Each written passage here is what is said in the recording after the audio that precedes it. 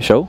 Oh, great. So you can choose between 2 different demos. One has more focus on vehicle combat, high-octane, fast-paced physical vehicle combat.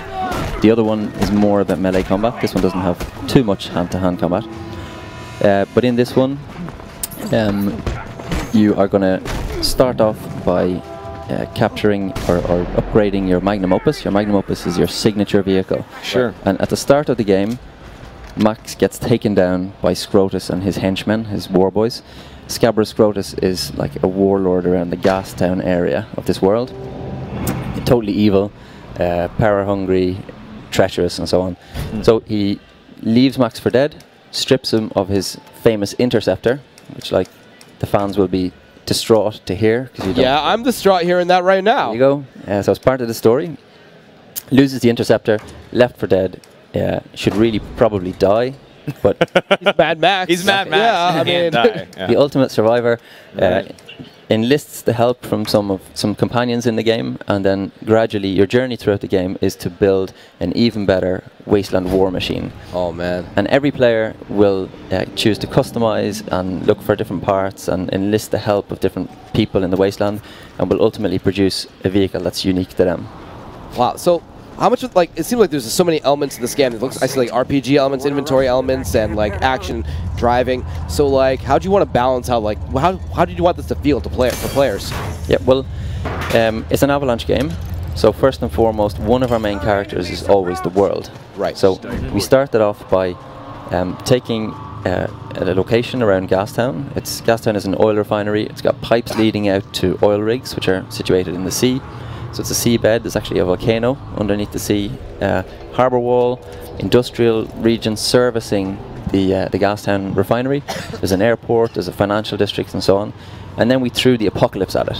And we just teared it all down on concept, on paperwork.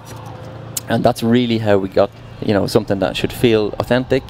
Now, you won't see that when you jump into the game first. But if you pay attention, if you really spend time exploring, you'll see telltale signs all the time, like sewer entrances, signs of an old disused subway, churches, and so on. And if you really are prepared to invest, you'll uncover some of these lost treasures. That's great. I love that ability to just kind of go around and explore and just find these like hidden treasures and just like other events. Yeah, I was just gonna ask. So whenever you're playing the game, can you just, instead of, if you don't want to do the main quest, you don't want to do a side mission, can you just do whatever you want? Just go off into the desert. Absolutely. And survive? Yeah. So there are some areas that you will need to sort of punch through. There's a big gate, for example, in the harbour wall, and you'll need a special talon for your harpoon. Again, the trademark Avalanche harpoon. Sure. To pull it down. There's a little bit of gating just to make sure that you don't just race to the finish line too quickly. Sure. But you can.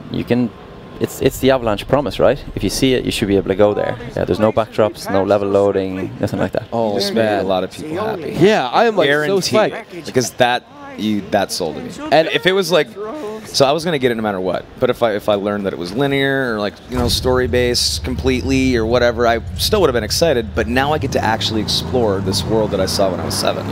That's really good news. So Soma, how long would you wait for Mad Max? Like, what kind of release date would you like tolerate? Just out of curiosity. 1 week. Okay. I'm just kidding. I'm kidding. No. At the end of the year, maybe. I don't know. But no. Whenever it's ready, actually. I have a copy in my back pocket here. Oh. Wait. You just throw down the stage. I thought you had a code to give me. September 1st. Wow. Oh, that's coming up. Is it really September 1st? Yep. That is soon. That is just like. I asked you earlier how long you guys have been in development. I was actually surprised. Can you tell us? Yep, 3.5 years. 3.5 years. You said it's sick. That's cool. but yeah, I mean that you can tell like a lot of love. Just looking at the game now, just like exploring the open wasteland, and just where does this take place in just like the timeline of Mad Max? Is this like after the last movie, or we are a little bit hazy on that? Oh, sure. Okay, understandable. Yeah, but I think it's actually a precursor to the Fury Road. Okay. But really, if you look at all of the films, Mad Max's journey is nearly always the same. He's totally insane at the start. Yeah. Maybe apart from the first one. Totally insane. He wants to just detach himself from humanity. Every time he gets close to someone, they get ripped away from him. Yeah. Tragically.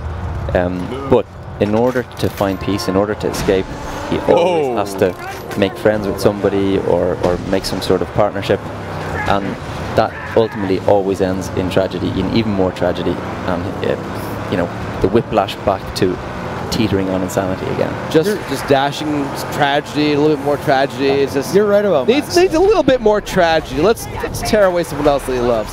Yeah, that's funny about Max, because you're right. Max, he goes through these dark moments where he's all by himself for years, and then he finds people to hang out with for a little bit. And you can see he smiles, maybe. He hangs out with a little kid, and he's starting to get his humanity back. And then he's like, actually, screw that. And he just goes off back into the desert and forgets about it. Well, maybe I need to hang out with a little kid again and throw a boomerang around or something like that. And then he like has this human moment, and yeah. But what really wrecks his head is the fact that it always seems to be his presence that brings on the doom on the people. So it is, though.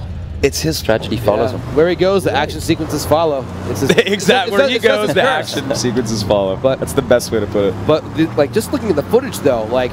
I mean, you know, you have an open world like this, just like the vehicles, just like the collisions, the battle with other, like, you know, like wasteland, like villains. It seems like so satisfying. So there's obviously vehicle combat is sort of one of the innovations. It's one of our key tenets, gameplay mechanics. But there's a whole bunch of weaponry that you can use when you're sitting in your magnum opus. You can customize it to look and feel. You know, you can add defenses against certain types of vehicles. You can upgrade the drivability and the stats. And you can't just max out everything, because that would give you an undrivable car. So you have to figure out, okay, well, what are these upgrades affecting? Do I have more traction? Do I have less power? Is the car too heavy because I put on a kick-ass ramming grille and so on? Wow. So you have to kind of decide, well, what vehicle do I want? Do I want a tank that's just going to plow through everything? Do I want something that's nimble, can survive over, you know, rocky terrain and so on?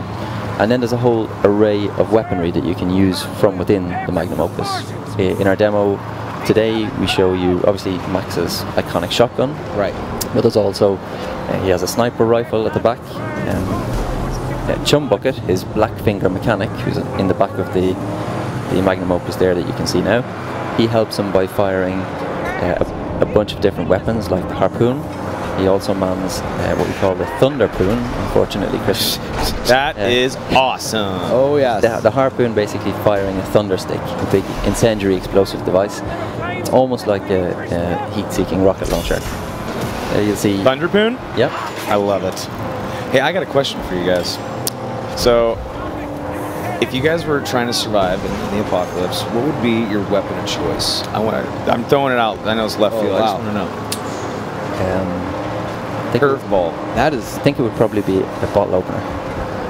I mean, you don't get thirsty, I guess. I mean, that's you get one weapon. The torture. Imagine you found a bottle of beer in the wasteland and you couldn't open it. The torture would kill me.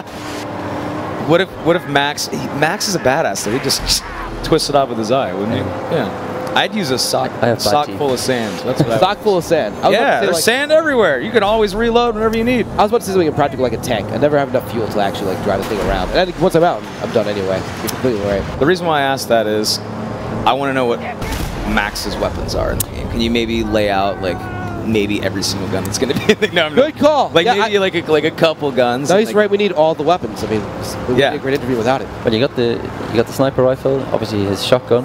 You've also got the vehicle has this harpoon which can launch thundersticks. He can pick up any melee weapon that the enemies have, including thundersticks. Anything. They drop it, he can pick it up. They drop it, he picks it up. I love that. He has shivs, small, like kind of wasteland crafted knives that he uses to